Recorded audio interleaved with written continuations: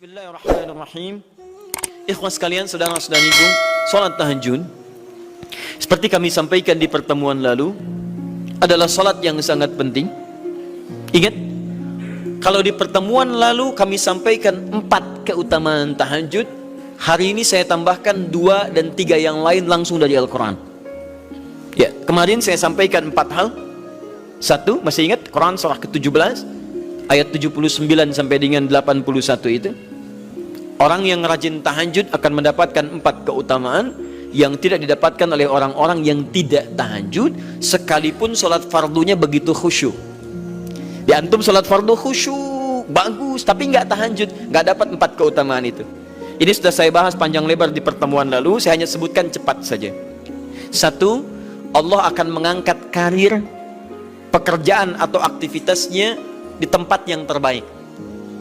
Ya, jadi kalau antum misalnya pengusaha atau orang karir di kantor dan sebagainya, itu akan cenderung kemudian ditolong oleh Allah, diangkat ke tempat yang terbaik. Terbaik itu tidak harus puncak yang paling tinggi, direktur, tidak misalnya, tapi tempat yang bisa membuat nyaman hidup Anda, sholat bisa nyaman, bergaul juga nyaman, dan tenang kehidupannya. Mungkin level Anda nggak sampai puncak ya direktur utama, mungkin direktur 1, 2 gitu ya, tapi Anda dijauhkan dari hal-hal yang maksiat, dijauhkan. Sholatnya enak, punya ruangan nyaman dan sebagainya. 2, Allah akan bimbing setiap ahli tahajud. Allah akan bimbing sehingga menjalani awal pekerjaannya dengan begitu mudah. Wa rabbi adkhilni mudkhalas sidq. Ya Allah, tolong bimbing saya supaya mengawali pekerjaan dengan cara yang benar. 3, awas hati-hati. Anda memang posisi tinggi, sekarang dapat proyek. Apakah setiap yang dapat proyek menjalani pekerjaannya dengan benar? Belum tentu. Jangan tinggi-tinggi lah. Maaf ya, apakah orang tua yang sekarang menyekolahkan anaknya ke tempat belajar menjalani awalnya dengan benar? Hati-hati ya Bu ya, Pak. Bapak Ibu menyekolahkan anak dengan awal yang salah, maka memberikan jalan keburukan ketika dia belajar. Saya katakan, jangan pernah Anda masukkan anak Anda ke sekolah dengan menyogok. Bayar sekian supaya masuk, menyalahi aturan. Kalau awalnya sudah salah, bagaimana anak Anda bisa belajar dengan benar? Mustahil mendapatkan sesuatu yang tidak baik. Yang baik itu mustahil didapatkan. 3, wa akhrijni mukhrajas sidqin. Allah berikan jalan keluar terbaik dari persoalan yang dirasakan. Di ahli tahajud itu setiap punya masalah, bukan nggak dapat masalah ya, bukan tidak bermasalah hidupnya. Dia mendapat ujian juga. Cuman sebelum diuji, diringankan masalahnya, sehingga seakan-akan nggak punya masalah. Padahal sama dengan yang lain, cuma saat akan dia lalui, Allah ringankan persoalannya sehingga mudah dilalui. Dan yang keempat ini yang hebat. Ya, waj'alni min ladunka sultanan nasira. Allah akan tolong langsung orang ini ketika ada lingkungan sekitar yang akan menyakiti atau menjahilinya. Kalau diisengi orang, diganggu orang dan sebagainya, ini orang-orang seperti ini langsung mendapatkan perlindungan dari Allah Subhanahu wa taala. Ada satu kali, ini kisah nyata, seorang saleh ahli tahajud, sampai saking ahli tahajudnya tidak ingin meninggalkan kebiasaan ini. Ini sangat nyata kisahnya dan tidak mengarang. Satu kali Pak, kemudian malam-malam dia perjalanan dengan rombongan. Begitu perjalanan, orang-orang tidur, sampai dia mengendap-endap, kebiasaannya tidak ingin diketahui oleh orang lain. Satu malam kemudian dia bangun setelah orang lain tidur, masuk dia sedikit ke area sedikit ada dalam hutan. Begitu sedang menunaikan sholat, dia duga kemudian tidak ada orang lain yang melihatnya. Ternyata ada satu orang atau beberapa yang kemudian tergerak, mendengar suara dan menyaksikan kebiasaan dia. Anda tahu apa yang terjadi? Dan inilah yang disampaikan oleh orang-orang yang melihat itu. Begitu sedang sholat, teman-teman sekalian, tiba-tiba baru bertakbir malamnya, lompatlah dikisahkan seekor harimau di depannya, dalam keadaan yang sudah lapar. Saya mau tanya pada Bapak Ibu, begitu sholat misalnya Allahu Akbar, tiba-tiba samping ada harimau, wow, apa yang dilakukan? Kabur. Nggak panjang pikirnya, kabur ya kan? Tapi sekarang lihat apa yang beliau sampaikan.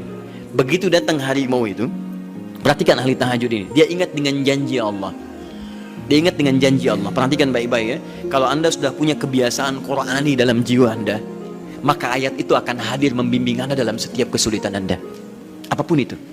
Nabi Yusuf dekat dengan Allah, ketika digoda muncul ayatnya, laula arra'a burhana rabbi. Kalau bukan melihat petunjuk dari Rabbnya, niscaya ada sesuatu yang buruk terjadi kepadanya. Tapi Allah jaga beliau. Lihat baik-baik teman-teman, begitu melompat harimau itu, Kemudian dia katakan dalam jiwanya, lihat kalimatnya, ya khalqallah, hei makhluk Allah. Dia tidak katakan ya namar, hei harimau, tidak. Kalau disebutkan harimaunya menunjuk pada zatnya, tapi dia lekatkan makhluk ini kepada penciptanya, hei makhluk Allah. Ya khalqallah, hei makhluk Allah, jika saya memang rizki yang telah Allah tetapkan untukmu pada saat ini, maka saya ridha untuk engkau makan, silakan, tidak ada masalah. Kalau Allah tetapkan saya sebagai rizki untukmu pada saat ini, silahkan. Tapi kalau saya bukan menjadi rizki yang telah Allah tetapkan untukmu pada saat ini, maka jangan coba-coba ganggu ibadahku hari ini. Lihat kalimatnya, bukan jangan makan aku. Ingat, bukan jangan makan aku. Jangan coba-coba ganggu ibadahku saat ini, atau aku akan mohonkan pada Allah penciptamu untuk menghancurkan engkau saat ini juga. Perhatikan, dia minta jangan ganggu tahajudnya, bukan jangan makan dirinya. Apa yang terjadi ketika dikaitkan dengan ayat perlindungan tentang tahajudnya, maka tiba-tiba harimau ini pergi meninggalkannya, mengaum sekali langsung pergi. Anda bisa bayangkan, bisa nggak malam-malam begitu Anda sholat, tiba-tiba ada nyamuk misalnya, kan banyak tuh. Begitu Anda mulai disengat oleh nyamuk, diambil, Anda katakan, hei nyamuk, kalau ini memang rizki yang telah Allah tetapkan untukmu saat ini, sedot sebanyak-banyaknya, saya ikhlas. Tapi kalau bukan, jangan coba-coba ganggu saya, atau saya mohonkan kepada Allah pencipta untuk menghancurkan kau saat ini juga. Masya Allah. Kira-kira apa reaksi nyamuk? Makin banyak kayaknya. Coba cek. Berarti chemistry-nya harus lebih dibangun lagi. Tingkatkan. Itu waj'alni min ladunka sultanan nasira. Nah, maka teman-teman sekalian, dari 4 ini kemudian Nabi menguatkan tentang itu sampai muncul ayat-ayat khusus dari Al-Quran untuk memberikan jaminan-jaminan. Ini tambahannya. Yang kelima, ini yang belum saya sampaikan pertemuan lalu. Kelima, sholat tahajud itu adalah kebiasaan ahli surga saat di dunia. Jadi kalau Anda ingin melihat ahli surga yang hadir di dunia, salah satunya lihat kebiasaan sholat malamnya. Bukan nonton bola. Dan tidak dikalahkan oleh bola. Dia nggak peduli mau Kroasia menang 2-1 lawan Inggris, dia nggak peduli. Ya, mau Prancis menang 1-0 lawan Belgia, dia nggak peduli. Pokoknya terserah, yang penting juaranya Prancis misalnya gitu kan. Tidak, dia nggak peduli, mau siapapun nggak ada masalah. Dan tidak dikalahkan. Jadi kalau Anda ingin melihat kebiasaan ahli surga saat di dunia, lihat kebiasaan malamnya. Kalau dia bangun dan mengalahkan semua kebiasaan malam ahli dunia, maka itulah ahli surga. Salah satu kebiasaannya. Ya, kalau nanti turunan dari tahajud yang muncul, nanti saya terangkan. Yang berhasil tahajud ciri-cirinya begini. Jadi jangan dilihat setiap yang malam sholat itu disebut ahli tahajud, belum tentu, ada ciri-cirinya. Tapi ciri yang pertama yang melekat kuat, kelihatan nampak, pertama adalah ciri ahli surga, dia memiliki kecenderungan untuk sering bangun malam. Dalilnya Quran surah ke-51 ayat 15 sampai dengan ayat ke-17-nya. Innal muttaqina fi jannatin wa 'uyun, sungguh di antara orang takwa itu nanti akan ada yang mendapatkan hadiah taman surga. Apa keistimewaannya? Akhidhina ma atahum rabbuhum innahum kanu qabla dzalika muhsinin. Sungguh kebiasaan mereka itu saat di surga, keutamaan surga, taman surga ini, mereka akan langsung mendapatkan semua kenikmatannya dari Allah langsung. Kalau surga lain diberikan lewildanun mukhalladun, pelayan surga. Di kalau antum ikhwan oleh bidadari surga, yang akhwat oleh pangeran-pangeran surga. Ganteng cantiknya nggak usah dibayangkan, tak terlukiskan.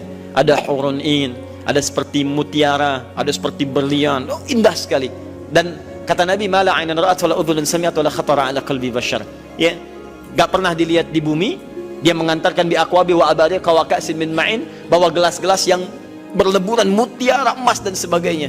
Gak seperti ini, gak ada merek Akhir TV di sana nanti. Ya, semuanya indah. Tapi gak terbayang. Tapi taman surga tidak.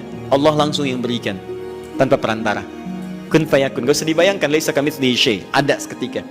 Tapi yang hebat, apa kebiasaan ini? Kata Al-Quran langsung, ini Allah yang mempersaksikan. Innahum kanu qabla dzalika muhsinin, mereka itu ahli ihsan saat di dunia. Ayat 17-nya, kanu qalila minal laili ma yahja'un. Mereka itu malamnya sedikit tidurnya. Jadi punya kebiasaan bangun malam. Jadi kalau Anda, ini cara memahami ayat itu begini. Cara memahami ayat seperti ini, jangan mencari orang lain. Anda sendiri yang menjadi bagian dari ayat itu. Jadi itu diinformasikan pada kita sebagai tawaran. Kita mau nggak berniaga dengan ayat itu? Mau nggak menjadi bagian dari ahli surga itu? Jadi jangan sibuk mencari kebiasaan orang. Kenapa Anda tidak membiasakan diri jadi bagiannya? Ya, jadi coba cek dari keluarga. Ada nggak sudah jadi bagian dari ahli surga di keluarga Anda? Sekarang pulang ke rumah, coba lihat dari sekian orang yang ada di rumah berapa yang bangun? Mula-mula cuma 2 orang menikah suami istri belum bangun. Allah kirimkan anak belum bangun. Sudah ada cucu belum bangun. 10 orang di rumah nggak ada yang bangun. Masa satu pun nggak ada yang jadi ahli surga? Ayo coba. Makanya karena saking tingginya ayat ini, Nabi sampai membangunkan istrinya, membangunkan menantunya, membangunkan anaknya Fatimah Az-Zahra, menantunya Ali bin Abi Thalib. Dibangunkan oleh beliau, ayo bangun, bangun, bangun. Saking inginnya keluarga Nabi terpancar cahaya surga sejak mulai di dunianya. Teman-teman pulang ke rumah ya, coba lihat tuh. Anak-anak yang di pesantren kalau pulang dan sebagainya, malam bangun gak dia? Coba biasakan, bangun, bangun, bangun. Dan Anda akan rasakan hal yang sangat berbeda. 2. Tadi tambah 1 ya, berarti 5. Sekarang yang ke-6. Orang-orang yang rajin bangun malam, itu orang-orang yang mendapatkan pujian langsung dari Allah Subhanahu wa ta'ala. Jadi kalau Anda ingin melihat orang yang dipuji Allah, itu lihat orang yang sering bangun malam, tahajud. Di antara dalilnya, Quran surah ke-32 ayat ke-16. Tatajafa junubuhum 'anil madaji' yad'una rabbahum khawfan wa tam'a wa mimma razaqnahum yunfiqun. Setelah kita sujud itu ayat sajadah, Allah terangkan. Itu indah sekali kaitannya. Nih, di antara orang sujud ini ada yang lebih hebat lagi. Kalau Anda sholat subuh baca misalnya ayat sajadah, sujud, Allah terangkan di antara sifat orang yang rajin sujud ini adalah orang-orang yang rajin tahajud. Tatajafa junubuhum 'anil madaji'. Mereka sering menghindari tempat tidur di malam harinya. Maksudnya apa? Rajin tahajudnya.